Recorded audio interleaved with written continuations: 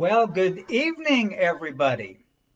Good evening, and welcome to this midweek pickup service for the Center for Spiritual Living Pleasant Valley. My name is Kelly Brzezinski. I'm a practitioner here at CSL Pleasant Valley, and I am a religious science minister. Um, it's always fun, it's always a pleasure and a joy to be included uh, in the goings on about CSL Pleasant Valley, and for Reverend Pam to invite me to speak or to participate. I love it. I love Reverend Pam and being a part of the center. And I will offer one caveat to that. I mean, I'm going to guess that because it is New Year's Eve, that might be partially how I rose to the top of the talent pool for tonight, because I don't know, maybe some other guys just didn't want to include that in their New Year's Eve celebration. But I'm thrilled to be here, and I appreciate being here. Love it. And so New Year's Eve, what has come to mind for me is an experience I had. Oh gosh, a number of years ago now, but it was right after the holidays, just after the holidays, and I was going for my very first haircut of the year and sat down in the barber chair. And the lovely lady who was cutting my hair that day, I knew her briefly, had had a haircut from her a couple of times, two or three times or something, and so we began visiting. And she asked me, she said, Kelly, how were your holidays? And I said, my holidays were wonderful. They were great. I loved it. We had a great time. And how were your holidays? I returned the question to her. And she said, kind of the same thing. She said, my holidays were wonderful too. They were fantastic. And thank God they're over.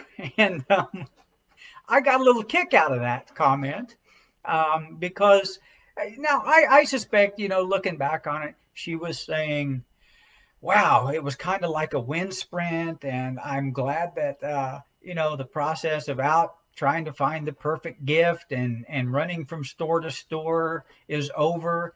But my mind went to a place of, uh, thank God it's over. All this stuff about love and kindness and togetherness and celebration and this stuff about goodwill toward men has just gone on far too long. Thank God it's over and we can just go back to the way things really are, or uh, or at least back to the way things have been or something. And so I got a real chuckle out of um, out of her comment that day. But I guess my question is, where are you on that idea as we come very quickly now? We're a few hours away from the new year. As we come to the conclusion of the year 2020 and embark on uh, a new year, 2021, where are you on that idea? Because I've heard it so many times in the last, gosh, month or two or several months maybe, people talking about the year that 2020 has been. One for the record books, and with a pandemic and people out of work for months and months, and a political climate unlike we've ever seen, and an election unlike we have ever seen, and people saying, you know what, I just can't wait to get back to the way things were, to the way things have been, back to some sense of normal. And yet, and yet, it is New Year's Eve. And so this time of year reminds me also that there are, across our globe at this time of year, there are millions and millions of people who take pen to paper or uh, fingertip to keyboard or however they do it, and they write out all the ways, all the resolutions, all the goals and dreams and aspirations about how they don't want to go back to the way things have been, how they really wish to step into something that is new, something that is different, something that they feel like is a greater vision of life for them personally. And so, my next question, I guess, then is what would it mean to you to have a new year? What would that really mean to have a new year or a new experience of life in this upcoming year? I'll tell you just a little bit about me, and I am a word freak. I love words. So I have a dictionary that's about that thick. And so in preparation for tonight, I hauled my dictionary out and I looked up this simple word new, right? We all know this word and use it regularly, probably. Um, but I looked up that because I wanted to just see what all the definitions were and see if I could find something that really was appropriate for this upcoming year. And here is what I found that I just love. I love this definition because I think it speaks to what I am speaking about tonight. The definition of new that I found is of a kind now existing or appearing for the first time. Okay, I'll do it one more time. Of a kind now existing or appearing for the first time. I think that is fabulous. I think that, I mean, it has energy to it. It gives me the feeling that maybe there is a way for me to step into the next year that is new, that is fresh and exciting and enlivened and inspiring and different than I have known before. I really find that enthusing. So,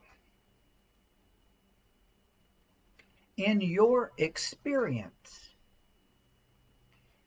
whether this year, last year, years past, decades ago, over the course of your life experience, in writing out your resolutions or laying down your intentions for the year, etc., have they given you that new lively experience? Have they given you that experience that seems to have appeared now for the first time? Well, I think um, most of us would answer no to that, at least no to some of the things we've written down, that they haven't brought about that real outrageously new experience. In fact, what I have experienced in my own life, I've talked to friends and family members who have experienced something similar. Um, they often feel like the resolutions haven't worked or they've stopped doing them because they're not effective. They haven't really carried them along to that which they want, this new, greater, grander experience of life. And I read stories about this almost every year that, right, millions of us across the world sit down and pin out our resolutions. And then, by about the 1st of February or mid February, those resolutions are being sort of checked off.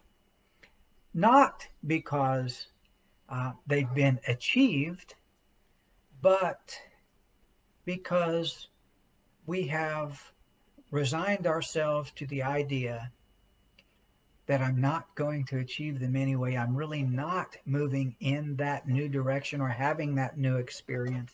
And so I'm just going to settle for what I have known. I'm going to settle for what has been, or go back to what I consider normal and give up my dreams of that new experience. So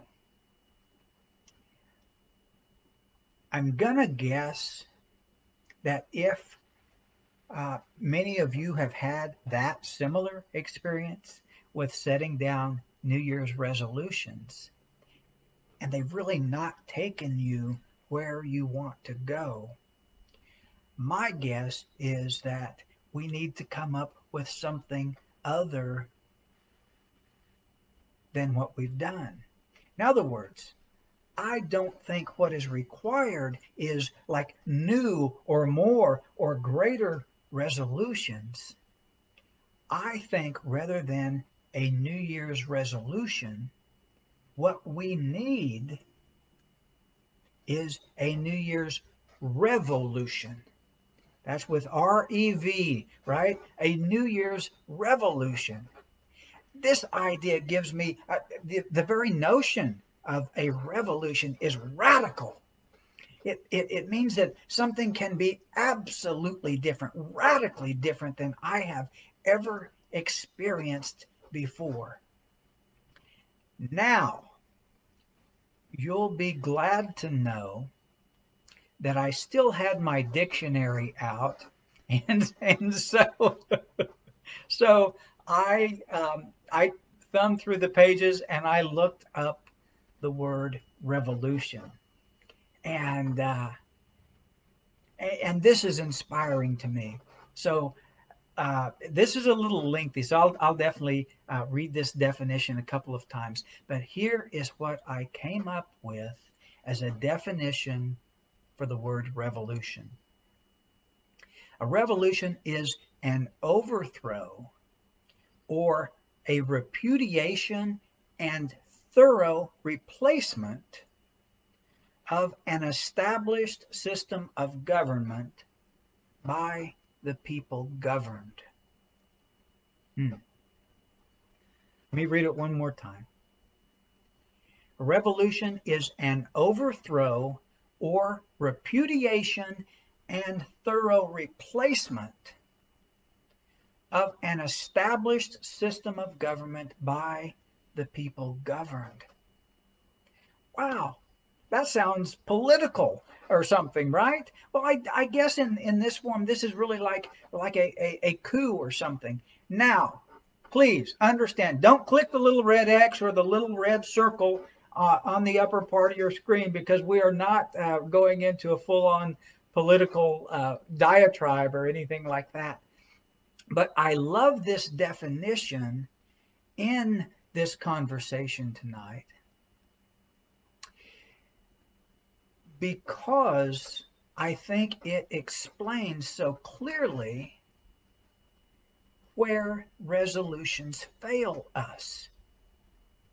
In other words, a resolution sometimes is ineffective, not because it was a bad idea or because I really didn't want that thing, but because I have not thoroughly replaced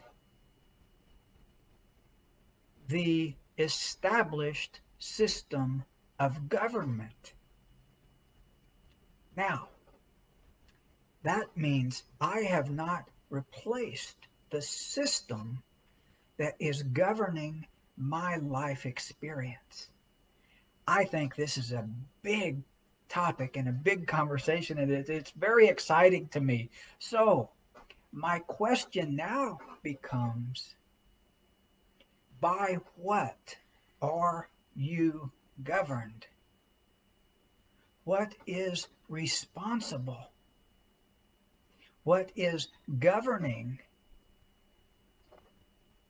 your experience of life. And no, again, this is not political. I'm not talking about red versus blue or left versus right or any of those kinds of things, you know. But what is it from an interior perspective?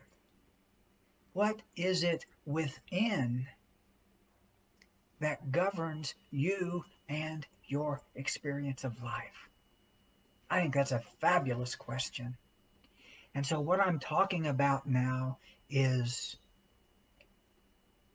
our mental makeup, our mental atmospheres, our thoughts and our beliefs, and those kinds of things which really guide and filter and determine how we view life and how we experience it. So, I would like to just tell a little bit about my background with this concept, and and one of the things that I lived with for most of my life, something that governed my every experience, that really determined how I lived and experienced my life, is that I was governed by, you've probably heard of a BFF. Well, I was governed by, well, I'm going to call it an AFF. And no, it was no best friend, but I was governed by an AFF, what I call an automatic fault finder. Um, I could look at the most beautiful day and find a problem with it. I might be out, at the beach enjoying the most incredible sunset. And here I was checking my watch, right? Reminding everybody that we had a dinner reservation to get to. And so not to enjoy this for any longer or any more deeply, that we had somewhere else to be.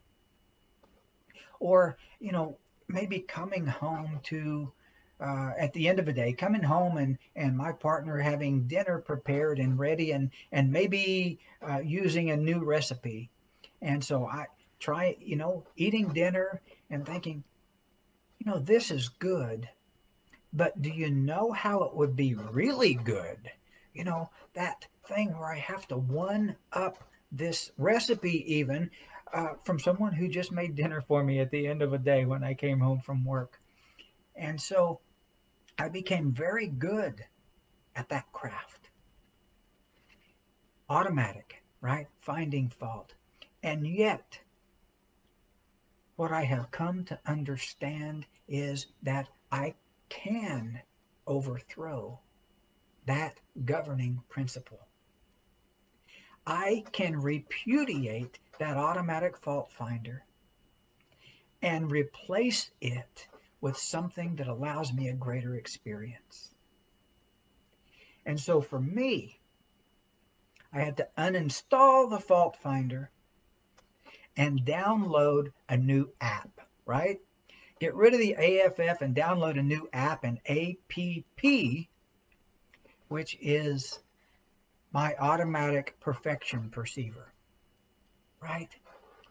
Was able to replace that with something where I go out and deliberately look for perfection rather than fault. And and so the question comes up sometimes, how does one do that? How do I go from a lifetime of finding fault to living by a new program that says I look for perfection in everything? And my answer to that is something that I've gained through the teachings of Ernest Holmes and the study of the science of mind. Um, and that is, he says it throughout the science of mind, that absolutely everything is spirit. We talk about it all the time. You hear it around religious science centers sometimes. There is no spot where God is not. That absolutely everyone and everything is spirit, is God. There is nothing for anything else to be anyway. That means everything. Every person, every place, every creature, everything, every word, every comment, every event, good, bad, or ugly, all of it is spirit. When I remembered that again, when I remembered that again, it gave me the ability to see things in a different way, to experience life in a different way. And so I'd like to share also a little story where I experienced this idea. And this story is it's one that's real personal to me. It involves my mom, who is uh, just the light of my life, an absolutely amazing lady, uh, who in my life has been a hero and a champion, and she retired as a registered nurse. She worked the Oklahoma City bombing, if you remember that many years ago. Um, she just a brilliant mother and cook and nurse, and just gave herself completely to everything that she was part of. And so my mother's now 83 years old. And this dynamo, this lady who I know as a force of nature, is now at a stage of life where um, her physical health and her mental health are compromised. She has numerous physical maladies, and she has some form of cognitive impairment as well. And to witness this for me for a long time was something that was incredibly unfair. In my mind, it was that fault finding thing. How can this be the end result for someone who has given so much to so many? Is the way I felt about that. And the last opportunity I had to visit her, I was able to see this in a new light. And she lives in Oklahoma, and my sister is one of her caretakers. And so I was visiting, and my sister shared a story with me, which happened only the week before I arrived. And my sister said that she was uh, putting my mom to bed one night. Mom was going to bed, and so she went in with her and got her in bed and pulled the covers up over her and tucked her in just to make sure she was comfortable and well taken care of. And my mom just looked up at her and, like with the eyes of a child, and said, "You know what? I love when you tuck me in. I love the way that you take care of me." And I understood from that story that this too is spirit, that this too is God, and that my mom, regardless of appearance, is receiving something from this experience. That this lady, who has been the caretaker of everybody in her sphere, is being taken care of. Never happened in her entire life. She was always the one to take care of, even with her parents, who weren't always kind and generous with her, even with uh, the men in her life, who were not always kind and generous to her. I know that she is receiving something from this for which she has hungered her entire life. And so that experience helped me further along this path of new experience, of seeing things in a new light and remembering yet again that everyone and everything is spirit. It helped me. Seeing spirit in that situation helped me to stop judging, right? And when I can stop judging,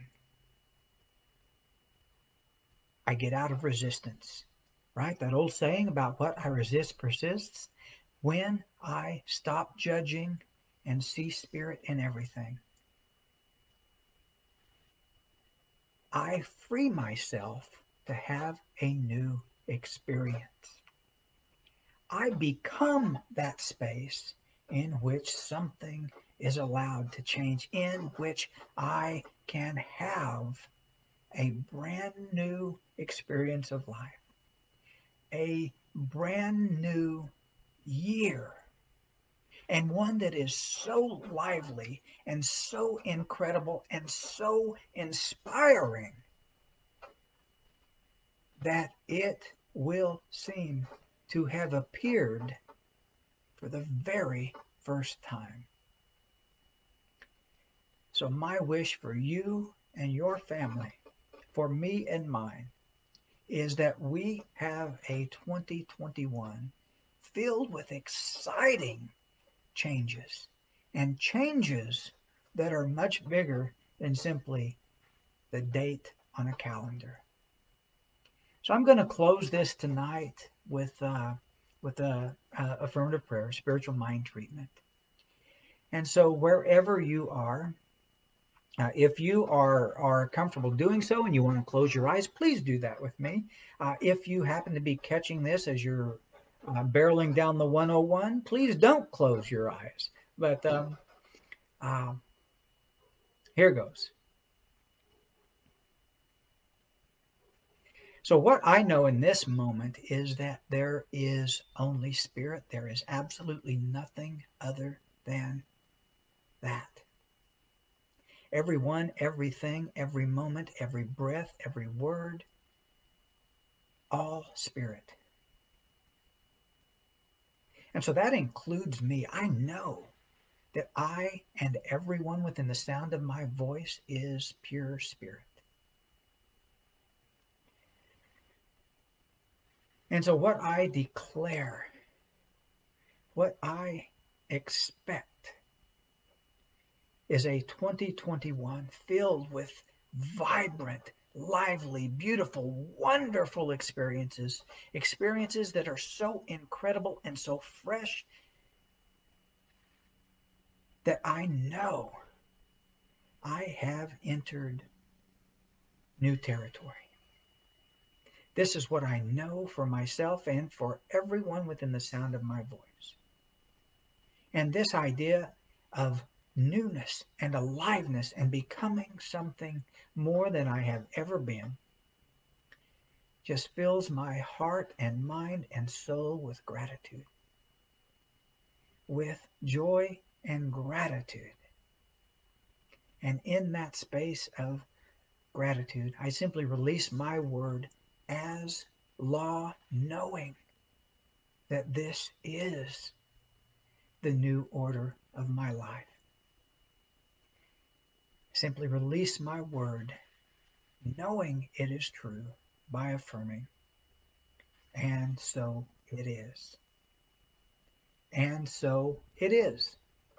So happy New Year, happy 2021 to absolutely everybody out there. Much love and blessings galore.